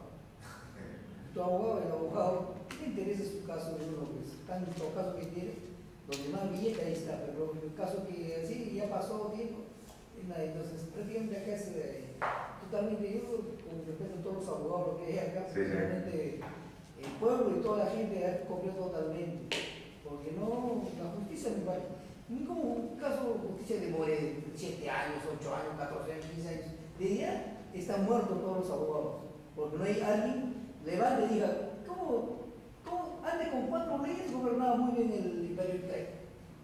No hacía tantas bolas, había justicia. Si el ladrón va a quemarlo, diga, acabó el problema. No hay ahora que robo, saca soluciones, saca más leyes, se enredan y no saben solucionar problemas. Entonces, este caso es algo, saca leyes, por ejemplo, les cuento ese caso. ¿A dónde está? Me dice, anda, pregunta al abogado. Dice, un médico, pregúntame, pues. No es mi caso, pregunta al abogado. Y el abogado ya se mudó de oficina, ya se fue acá, y no sé, problema. Te cobró y desapareció tu abogado. ¿No? Así es. No tenía el abogado, queda otra opción muy En todas las carreras hay malos profesionales. Lamentablemente, yo he notado que nuestra profesión, de abogado, yo soy abogado también, está desprestigiada, ¿no? Porque hay personas que no cumplen con sus clientes o aparentan que pueden resolver un caso cuando no lo conocen. Entonces, esa es una mala práctica legal, ¿no? El abogado también está desprestigiado por el tema de justicia, porque estamos viendo una justicia que no llega. Yo, por ejemplo, le tengo mucho terror al campo penal, ¿ya? Porque he visto fiscales que no saben dónde están parados. Un fiscal, todos los abogados sabemos que los que estudian penal con respeto a los penalistas, mayormente no han aprobado bien su curso de civil. ¿Y cómo quieres analizar un contrato si no has aprobado bien civil de un punto de vista, si sabes que en ese contrato hay una estafa? No sé si me dejo entender. Entonces, por eso digo, tengo cierto temor a los fiscales. Yo lo voy tratando así con mucho tino, y también muchas veces cuando hay una persona que está detenida en el campo penal, yo he visto a los penalistas vienen y lo agarran así del cuello y lo sacan, ¿no? Ahí es el momento para cobrar. Alguna persona está en necesidad, ¿no? Yo estoy viendo casos penales ahora. Me he empezado a interesar, antes no me gustaba el caso penal, pero por necesidad de servicio, como todo trabajador, estoy viendo temas penales, y porque se ha vinculado mucho a un tema que me gusta mucho, el tema inmobiliario. Entonces, yo soy un especialista en temas de gestión pública y en temas inmobiliarios. Me gusta el tema constitucional, público, desde la universidad, y me gusta el tema inmobiliario. Entonces, como una matriz, yo tengo el tema inmobiliario y este tema constitucional. Como le digo, tuve la suerte de trabajar en el estudio de Maestra.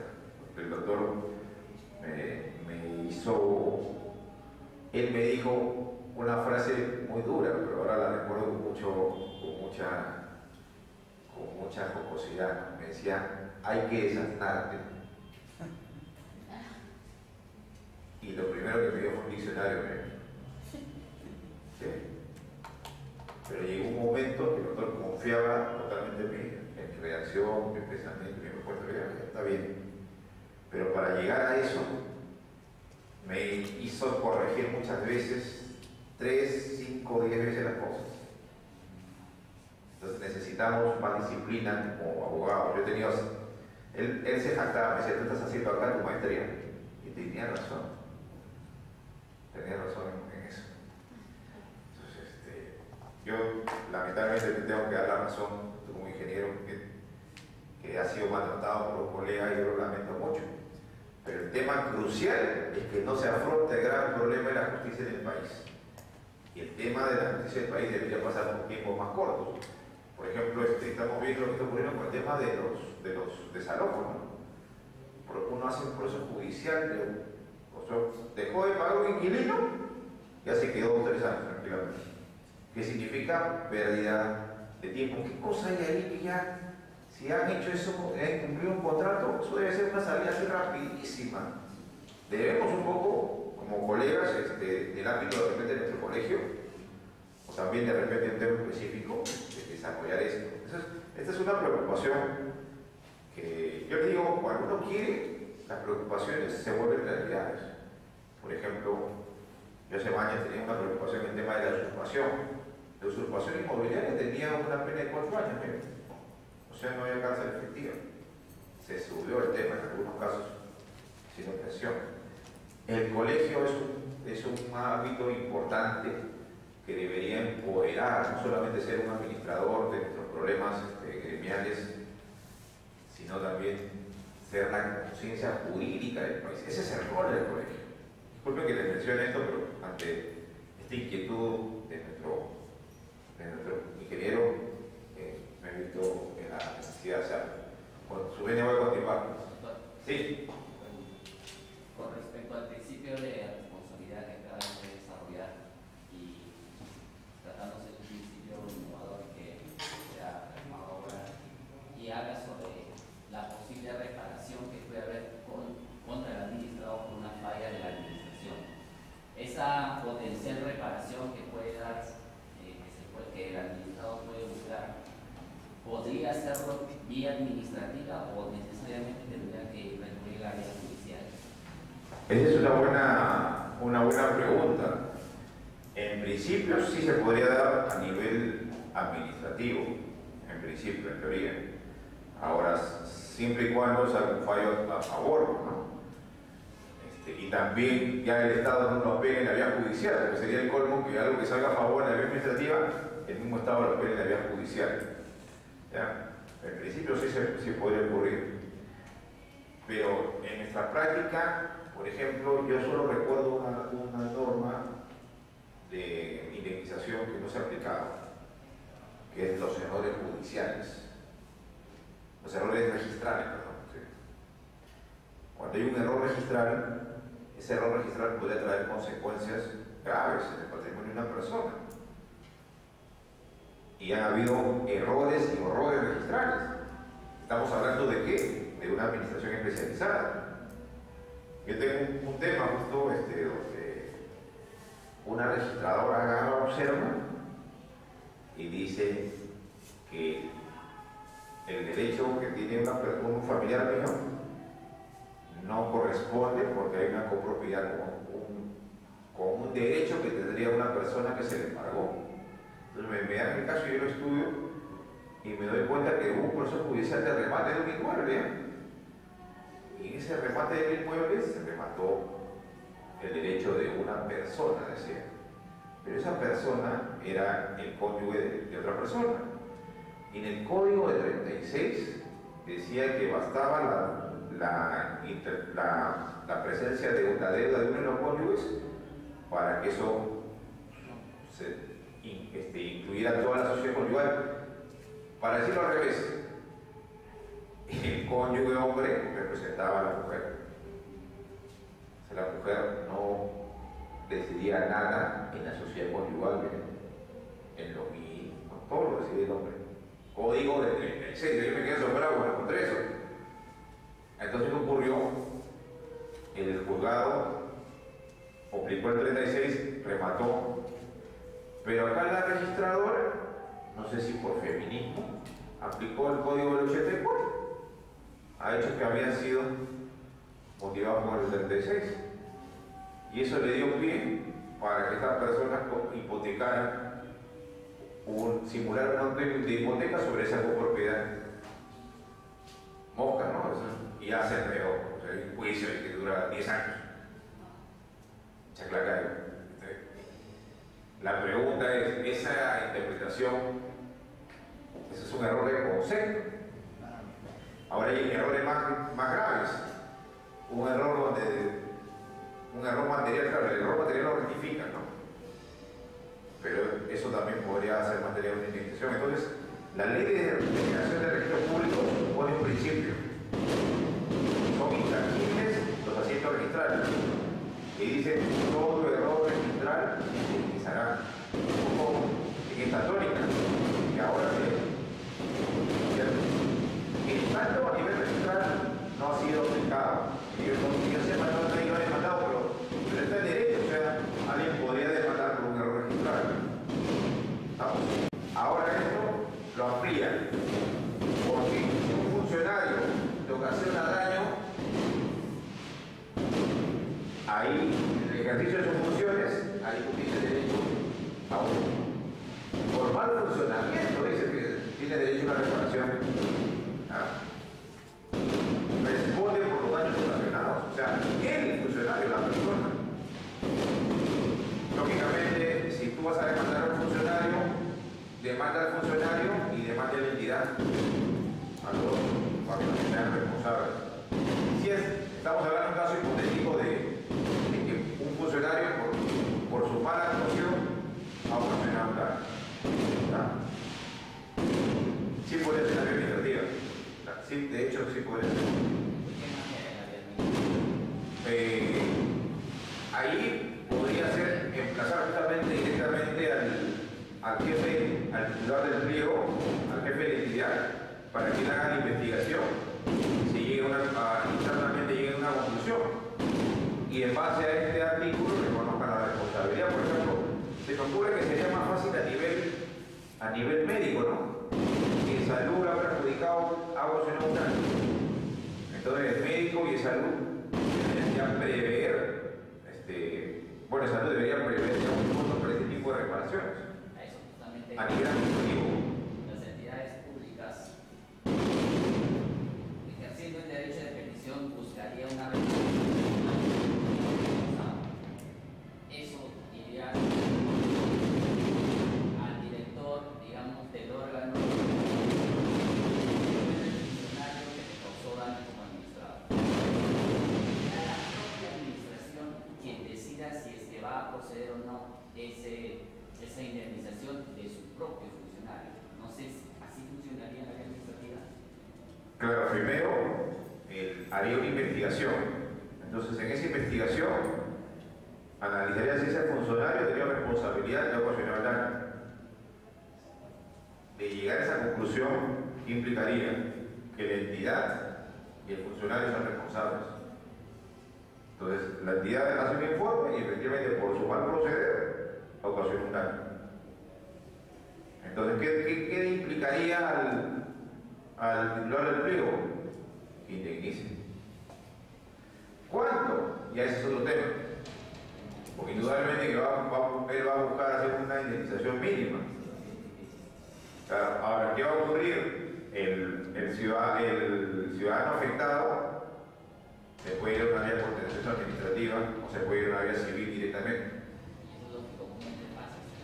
Claro. No se ve procedimientos. Pero con esto, con ese artículo, sí podría tener una justificación. Y en muchos casos, mi impresión es que va a ocurrir que eso lo van a tener que regular. Pero también, en algunos casos, va a poder ser un incentivo para una avalancha de denuncias, porque las actuaciones en salud, por ejemplo, son temas delicados, la responsabilidad médica, ¿no? Doctor, pero hay que Sí. tener claro lo siguiente, para eso existe la ley de procedimiento sancionado disciplinario. En ese caso, en las Muy bien. administraciones públicas ejerce la dirección ejerce un secretario de sanciones disciplinarias. En el caso de una irresponsabilidad, de una negligencia médica, llamémoslo así, Ya. y de diferentes Sí. situaciones, comportamientos que tiene en este caso el administrado. Está muy bien el aporte, yo me había olvidado. Mira, la doctora está haciendo una diligencia muy importante. Está diciendo, estamos hablando de funcionarios públicos, hay un tribunal administrativo en servir. ¿Este servir no? Claro. Sí, lo que pasa es que el secretario de la Comisión de Sanciones Disciplinarias es en el ámbito de la administración, en la empresa. Pero la segunda instancia vendría a ser el Tribunal de Servir. Tribunal de servir. Sí. Sí. Claro, estaba pensando un poco, proyectándome a dónde iría esa instancia, ¿no? Claro. Sí. Lo que dice la doctora es correcto, mira, ahí hay un ámbito, ahí podría dilucidarse una primera responsabilidad. Sí. Tendría que haber una investigación y tendría que haber un emplazamiento, pero habría la misma entidad. Es toda una investigación. Lo que pasa es que he formado parte de una comisión de sanciones disciplinarias. Ya. Entonces, era el apoyo legal al secretario técnico, porque solamente existe otro secretario técnico siempre y cuando le habrá un procedimiento administrativo al secretario, al titular. Es toda una investigación, misma fiscalía, porque tienes que citarlo, tomarlo, hacer la acta, todo es su una expediente. claro, tienes que emitir un informe. El jefe, en todo caso, el jefe, en ese caso, el que se encarga de todo es el jefe de recursos humanos. O sea, es todo un procedimiento, ¿no? Que básicamente radica en sancionar, si el caso requiere, sancionar al responsable disciplinariamente. Eso va desde una amonestación, un despido y una serie, ¿no? Si sustituir, entonces ahí comienza, ahí se inicia. Miren, el tema de la responsabilidad administrativa. La responsabilidad administrativa puede ser una sanción a un ciudadano que incumple un reglamento, pero la responsabilidad administrativa disciplinaria hacia el interno, la conducta del funcionario público y la comisión que está señalando la doctora muy bien, con una segunda instancia de apelación que está en servicio de un tribunal administrativo. Entonces sí, ese tribunal podría ser competente. Me parece que tiene usted mucha razón. Doctor, sí, solamente complementando. Sí, en el fondo estamos hablando de dos casos diferentes. Cuando hablamos lo que estamos hablando de la parte administrativa, son procedimientos administrativos que ya están relacionados, ya sabemos cuáles son, y ninguna de las sanciones está de que debe pagar, ni hay una indemnización, no hay. Las sanciones son claras, desde llamar atención, digamos, hasta el despido o lo que quiera. Yo te daría la razón si no hubiera esta frase, mira. Dice, como consecuencia de su mal funcionamiento. Pero eso, vayamos, miren, esto ya está dado, y yo he trabajado mucho tiempo en la administración pública y nunca se ha dado. Entonces, ¿qué hace? Mira, ahora, ¿qué sucede? Cuando ocurre, como ustedes están hablando, de repente, un hecho médico, ya, ni siquiera es por dolo, porque el médico de repente lo ha dejado pasar, porque no ha pasado ya. Negligencia. Entonces, cuando ocurren estos hechos, no va a proceso administrativo. El proceso administrativo va a ver la conducta en la parte administrativa. Pero cuando hay hechos como un dolo, no, tienen que irse a la parte penal. O sea, va a ir, señor, yo saco las cuentas y a donde el fiscal y fiscalará. Es otra cosa muy diferente. Cuando hablamos, por eso estoy viendo la parte netamente administrativa, no, está ya claro. Y con la modificación o con la anterior, están ahí incluso qué tipo de sanciones. Y el procedimiento sancionador de cada uno de ellos, como dijo acá la colega. Justamente a mí me queda la duda, ¿por qué te voy a explicar? Porque los cambios están incidiendo en una nueva responsabilidad. O sea, este es uno de los cambios. Pero en un artículo está también en este Power, figura que hay culpa, o sea, que hay responsabilidad por culpa, por actuación. Y justamente está hablando de su actuación como por mal funcionamiento. Es un ámbito nuevo. Doctor, es que siempre había lo que pasa, ahora siguiendo con la parte médica. El médico no lo hace por dolo, por culpa. ¿Por culpa de cómo? Porque no ha seguido los procedimientos. Claro, el protocolo, por ejemplo. No realmente ocurre en esto, por ejemplo, con los apéndices, ¿no es cierto? Dice, no cumple lo que debería hacer, pese que más o menos se manifiesta. Entonces, ¿qué hace? No, los protocolos no cumple y dice, no lo tomo y le da su casa el banco. Entonces, está hablando por culpa. A la final es una pérdida, hasta se puede morir. Claro, ¿no es cierto? Ya tú sabes que sí, por culpa. No es difícil. Claro, porque el médico nadie dice, no, yo lo quiero matar, no hay. Por culpa. Claro, entonces, pero lo que ocurre es que en esos procedimientos, digamos, ya hay determinada praxis, hay una praxis médica, ¿no? Que en realidad no es el caso de la administración pública que usted mismo está diciendo, porque está todo sancionado de esta forma. Pero yo lo que estoy diciendo es que ahora se está abriendo una puerta. Entonces, claro, esa puerta significa que hay varios elementos que apuntan a buscar que el funcionario público sea, así como el médico, responsable por culpa, por una negligencia. ¿Cómo va a ser un mal funcionamiento, una negligencia? Eso ya se va a ver para un caso. Va a haber, esto yo me imagino que puede ser materia de desarrollo. Claro, y en todo caso no está normado cómo va a ser, y mientras tanto, claro, como muchas leyes se pueden pasar 10 o 20 años y no funciona. No, ojo, miren, ahí, esa es una muy buena pregunta. Tenemos un montón.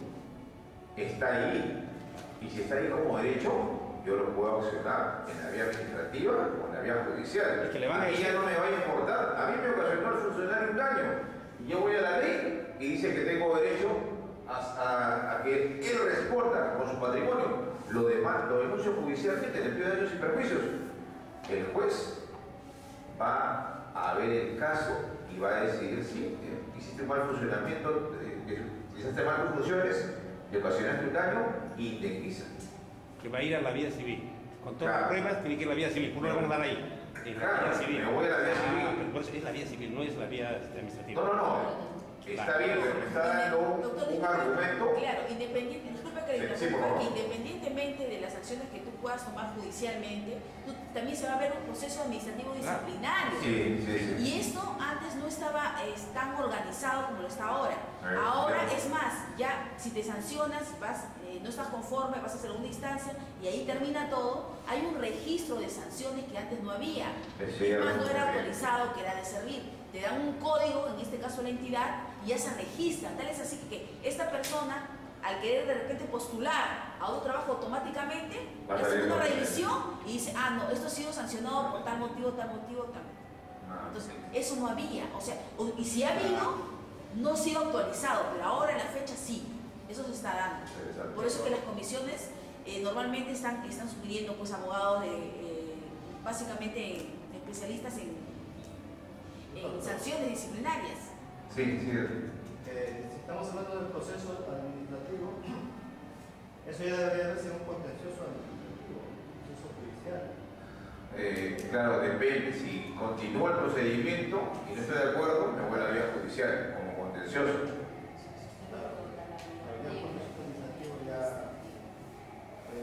Si no está de acuerdo con... Es una posibilidad, claro. Habiendo usado la vía administrativa, continúa ese contencioso. Sí. O sea, el procedimiento disciplinario en sí, las finalidades busca sancionar al funcionario a través de todo lo que acaba de decir la compañera. Y motiva al principio mismo, que es la reparación al administrador. Claro. Ese es el punto que creo que es una puerta grande.